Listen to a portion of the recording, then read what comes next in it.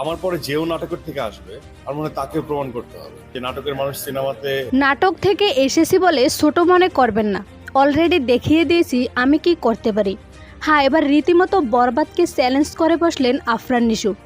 এবার ঈদে একাধিক সিনেমা মুক্তি পেতে চলছে, যার মধ্যে সবথেকে বেশি আলোচনায় রয়েছে শাকিব খানের বরবাদ, নিশুর দাগি। অলরেডি দুটি সিনেমার টিজারই ভক্তদের মুগ্ধ করেছে। অনেকেই বলতেছে এবারের ঈদে খেলা ভালোভাবেই জমবে। নিশু ভক্তরা বলেন দাগির টিজার মুক্তির পরেই শাকিব ভক্তদের মাথা নষ্ট হয়ে গেছে, কারণ ঈদ কাবাবে দাগি। অন্যদিকে শাকিব ভক্তরা নিশুর টিজার নিয়ে বলেন, আরে এটা তো নাটক, তাহলে কি ঈদের নাটক দিয়ে সিনেমার সাথে টক্কর দিবে? অন্যদিকে এরই মধ্যে দাগে নিয়ে কথা বলেন আফরান নিশু। তিনি বলেন, নাটক থেকে এসেছি বলে ছোট মনে করবেন না। 2 বছর আগেই প্রমাণ করেছি নাটকের মানুষ কি করতে পারে। ভালো ক্যারেক্টার এবং নিজেকে প্রমাণ করার জন্য 2 বছর পর দাগে নিয়ে হাজির হচ্ছি।